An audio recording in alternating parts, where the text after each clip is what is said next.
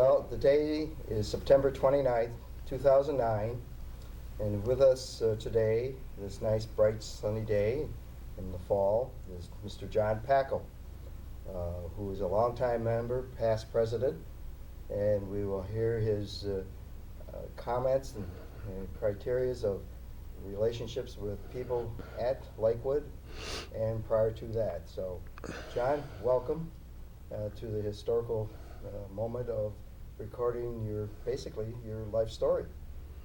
Well, I hope it's not my life story.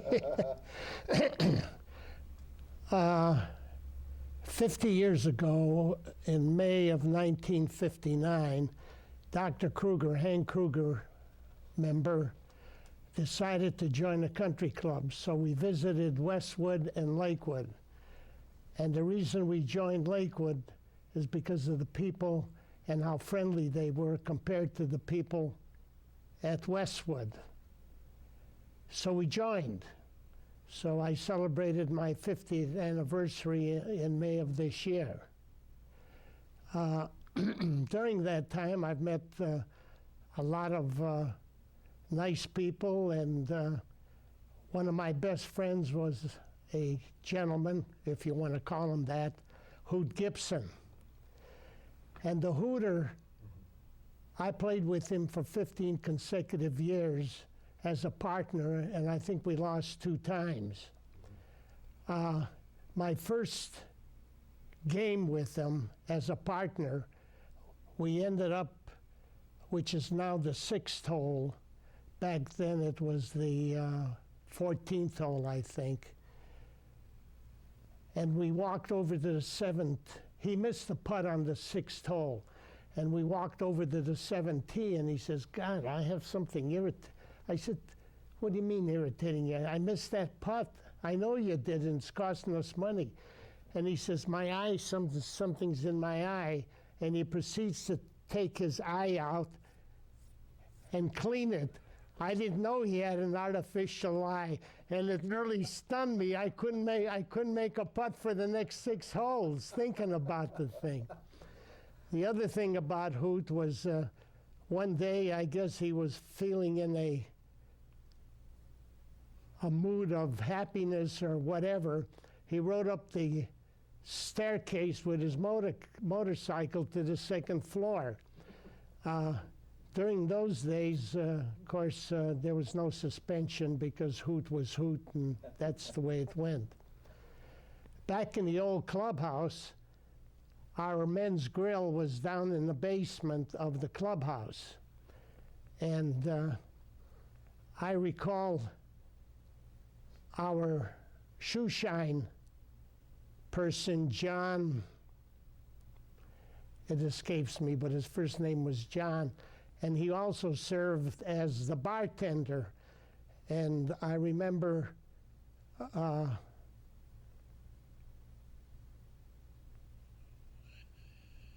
it was Cliff Lewis. He ordered a drink, and John poured the drink into the glass, and then with his hand that he was polishing the shoes with, stirred the drink. And Cliff says, this doesn't taste good, so he gave it to Freddie Kitchen, and Freddie Kitchen just drank it with enthusiastic manner. Freddie Kitchen was a long-time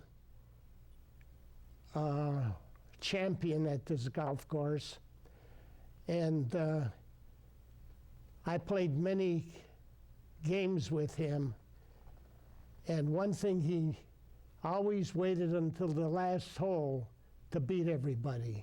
He was just that kind of a guy. And maybe one of the things that happened to him, he was on the 9th hole at Doral Country Club, took a swing and dropped over dead. So he loved golf, and maybe that was the way he wanted to go. The other incident that is brought to my mind is the incident Dr. Kruger and I were playing in the Invitational against Cliff Lewis and Bob Oakley. And they were leading by 6 shots going into the 16th hole. They were sure winners. And as you know, it's aggregate day on the last day. And Oakley gets up. No, it was Cliff Lewis who gets up and he swings at the ball and the ball goes in the water. Now he's shooting 3. The next shot goes in the water. Now he's shooting 5. The next shot he hits, it goes in the water. Now he's shooting 7. The next shot he hits, he shanks into the water. It's 9. And he turns to Oakley and he says, "What in the heck am I doing?" And Oakley says to him, "You're hitting the ball in the water." Needless to say, they lost by 4 shots. I think he took a 13 on the hole, if I recall.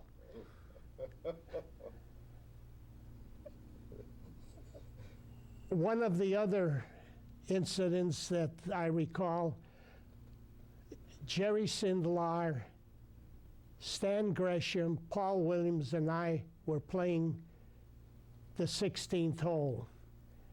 And the first person up was Paul Williams, and he hits the ball into the hole for a hole-in-one. Stan Gresham hits a ball about 6 inches from the hole. I came up, and I hit the ball into the hole on top of Paul Williams, and Sindelar hit the ball about 6 feet away. Wow. Sindelar made his putt. Gresham made his putt. We had 2 hole-in-ones and 2 deuces on that hole. That's a record. It was a record. It was very, very, very funny. Our Lakewood days were different than they are today. It was a big, hilarious day. Guys would be behind bushes shooting off the guns, and there weren't any ladies on the course those days, were there? Yes, there were. They were very neatly clad. Scantily, but neatly. Yeah. Well, anyway, on the 16th hole, going back to the 16th hole, I had a 72 going into the last hole. So I figured I would have 75 or 76 that day. And I proceed to hit the ball in the water. And then I went to drop my ball in the drop area, and I parked my car, and the car starts moving. And I try to catch it, and as it hit the rocks going into the lake, it sideswiped me. I was thrown onto the green, and the clubs and the ball went in the water. I couldn't, of course, go on because I was bruised all over. But there was my clubs, there was the golf cart into the water. So that was an incident that was funny and yet very hurtful to me. The other incident that I recall very vividly was Stan Harasco had a customer in Buffalo, New York. And I recall Stan saying, "I got a new Cadillac, just brand new." And everybody went out to see his new Cadillac. It was a black, one of those big finned ones, you know. And he went up to Buffalo, and a couple of days later we saw him, and I said, "Stan, how was your trip?" He says, "It was lousy." somebody stole my Cadillac. So 2 days later, instead of getting a black Cadillac, he got a blue Cadillac. And everybody went out to see his blue Cadillac because he insisted on, so we walked out and saw his blue Cadillac. Next day he went up to Buffalo and he came back. His Cadillac was stolen again. And so Paul Williams was a good friend of Stan's, and he says, "Why do you go up to Buffalo?" He says, "Because they got a good customer up there." He says, "Well, you won't get any insurance anymore with 2 stolen Cadillacs." So he says, "Next time I go up, I'm going to keep my new car here, and I'm going to rent a car." And lo and behold, that car was stolen too. So that was one of the funny things that happened to Stan. Now, Paul Williams was a very, very hard-nosed golfer.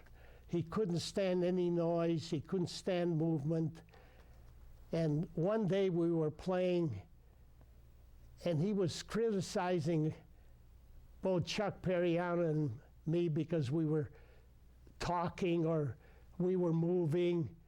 So on the 18th hole, I was about 60 yards behind him, sitting in the cart with Chuck. And Paul says, "Move your cart." I says, "You can't see us." He says, "I know you're behind me." And I says, "We're not going to move our cart. You hit the ball." So he proceeds to go hit the ball into the water. He drops the ball, and he chunks it in the water. And that was the end of Paul. He walked off, and he didn't want to talk to us anymore. We had a round table of gin players in the old men's grill in the corner. And Mr. Reaney couldn't see very well, so we had to buy big numbered and lettered cards so he could see. I don't think it helped him very much because he was ginning with a 3 of spades, a 4 of clubs, a 5 of spades, and a 6 of spades. He thought the 4 of clubs was a 4 of spades. And he would always get angry and throw the cards, and he says, "I'm not playing anymore." But the next day, Mr. Rainey was there playing. Tony was a very, very good member of this country club. And he told me that he was going to endow us and name us in his will. And one day in the middle of July, sitting on the patio with a overcoat on, I happened to see him, and I sat down with him, and I said, "Tony, are you feeling well?" He says, "Johnny, no, I'm not feeling well. This was my second home, and I don't like what happened to me today." And 2 days later, he died. And of course, we weren't endowed with any money. Something happened somewhere between the time I talked to him and the time he came into the clubhouse, and I never could find out. But Tony was a very, very loyal member of this club.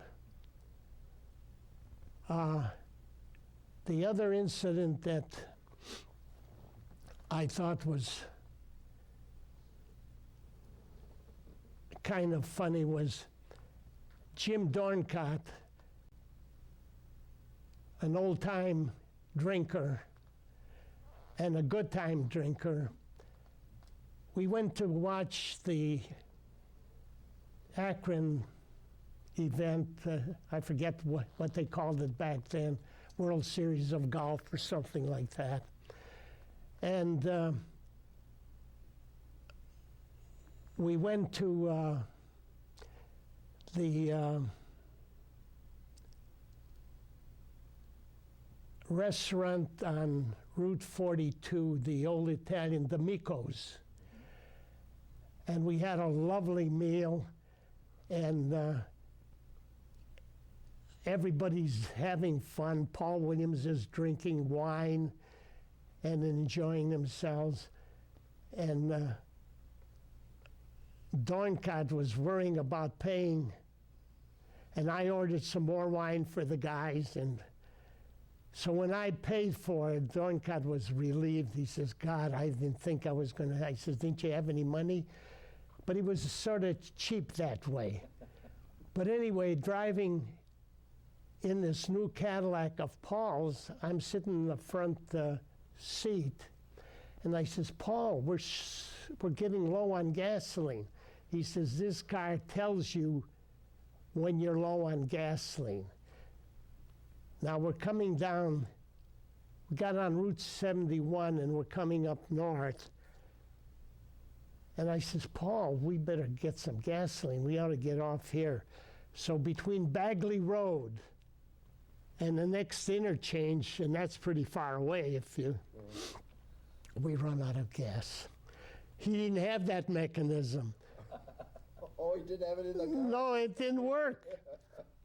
So he's thumbing a ride, and an hour and 20 minutes later, he's pouring a gallon of gasoline into the car. Now, where he got the gasoline was just over the bridge, over Brook Park Road. So he pulled over to the side, and then he was going to run down and give the can back to the owner of the gasoline station. Well, we didn't hear from Paul for 5 minutes, 10 minutes, 15 minutes. Finally, I walked out, and there's Paul. He fell down, rolled down the hill, and he was half in a bag, of course. And he stunned himself, and he's sitting there, oh.